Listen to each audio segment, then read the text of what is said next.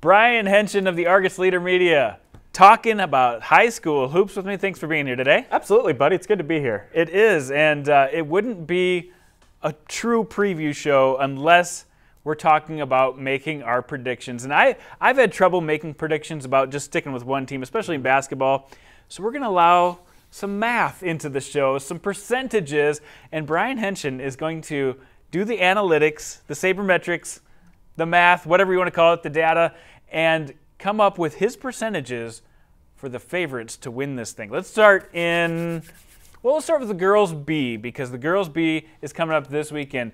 Who is the favorite, the maybe top 2 or 3 teams, and what are their percentage chance to win in your mind? Favorite team is probably Ethan, and I would go so far as to probably give them about a 50% chance to win. I know that Warner in the second round, it looks like it's going to be either Warner or Freeman. Warner could be a tough matchup with a player like Roy Rogers, but Ethan handled them with relative ease at the Corn Palace. And then you look on the other side of the bracket, DeSmet and Corsica Stickney are definitely 2 dangerous teams. But the way Ethan's been playing all year, they've already beaten Corsica. It's really hard to pick against them. I know that the coach isn't necessarily quite as high on them as the rest of us, but they've given us no reason throughout the year to doubt them at all. That is true. Stuart Bowley of Warner, he told me we shot 22% against Ethan. I hope we don't shoot. If we have to play them, he definitely is not discounting Freeman, but if we have to play them, he thinks they can make it a little closer game, but I have to agree. I think Ethan's a strong favorite in this one. Absolutely. All right, let's move on to, let's go do the A's. The boys A, that bracket came together on Tuesday night after the Sodak 16, and first we got to talk a little about the news that came out of Tuesday night. Noah Friedel was injured during that Sodak 16 game. It sounds like what happened was he went up to block a shot. He came down the wrong way, hurt his ankle pretty badly. He left the game, came back, clearly wasn't 100%, was visibly hobbled by the injury, played a little bit. The team got up and in control, then he left again. They took him to the hospital last night to get checked out. We're still awaiting an update on him. But like you mentioned, that's a game changer, and kind of it at least makes things more interesting in Class A. Yeah, exactly, because I think before that news, your percentage might be a little higher than it is today. With that unknown, that huge unknown, how do you rank T as far as their percentage chance to win it all? Without Friedel, I think it's probably around 40 to 45. With him, it goes up to that 45-50 range. With the caveat, Pine Ridge is a very good team. They could cause some trouble there in the second round potentially. And then on the other side of the bracket, T is fortunate because regardless of what happens, Sioux Falls Christian and St. Thomas More, the 2 probably toughest teams that are in the field, they're going to get picked off before the championship game should things get there. So they're only going to have to worry about them. So with T and St. Thomas More, I'd probably give them about a 20-25% chance. Okay, I like that. And T, obviously, earning that #1 seed goes a long ways. Not having a semifinal game like those 2 other teams are going to have on Friday night. Absolutely. This bracket really does reward you for having a good season and claiming that top seed. All right, let's move on to the double A's. Let's start with the girls. All right, We're going to be out in Rapid City covering the double A's, and really looking forward to this one. First of all, just the vibe from what looks like to be, every year it's a little wide open, but it really looks wide open this year, doesn't it? Oh, absolutely. All the way down to the lower seeds, Washington against Lincoln, that's going to be a tough matchup there for Lincoln. Games like that, you never know what could happen even at the top with O'Gorman and Mitchell. What's to say that the Colonels can't catch fire and off night for O'Gorman? This bracket is really set up to be wide open. It's going to be a lot of fun. All right, so after you put the math to it, Brian, who comes out as your favorite in this, and about what are we talking for percentage? I would go with O'Gorman just based off the fact, like you've mentioned, they have Emma Ronsick, probably the best player in the state.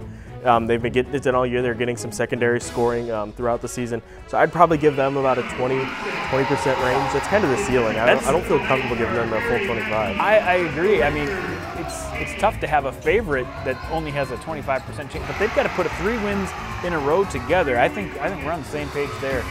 Definitely the favorites, but not by much. Who else is in that conversation? I think Lincoln obviously deserves to be in that conversation the way they played. Same with Harrisburg. They're coming in hot. But one of the teams that maybe people are overlooking is Washington. Like I mentioned, that matchup with Lincoln is one that gives you pause with the way that they match up there. And Washington in general is just a matchup nightmare for teams. They're big, they're long, they're physical. So I'd give all of them right around that 10 to 15% range. Okay.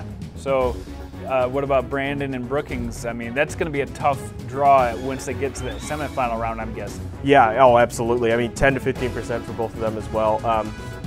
Brandon Valley is just such an athletic team, and they're able to compensate for a little bit of their lack of size with that athleticism, being able to stretch the floor and get out and transition a little bit. But then Brookings, they've kind of flown under the radar. They've played O'Gorman close. They clinched the 5 seed. They breezed through the Sweet 16. They're definitely a good team as well. All right. That's the AA girls for you. Let's talk AA boys now.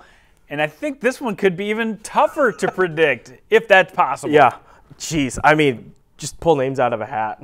I don't think that anybody, you could put a confidence rating higher than 15% on anyone. You know, I think that you look at Lincoln, Brandon Valley, Yankton, O'Gorman, and then right on the fringe there's probably Roosevelt. Yeah, I think those top 4 seeds for sure really are all hovering in that 15% range. And I'm sticking with my preseason favorites with Brandon Valley just because I think they have a lot of senior leadership. But we've seen O'Gorman look like the best team in the state over the last week or so of the season. We've seen Lincoln really only lose 1 game this year in Class AA competition. Hard to count them out too. Absolutely, and then you look at Yankton. They have the best player in the defending champs. Absolutely, yeah. Just building off what you said, you have Yankton. Rapid City Stevens has some playmakers on their team. Roosevelt, the way that they play defense, and when that offense gets going, we saw that against Washington, how dangerous they can be.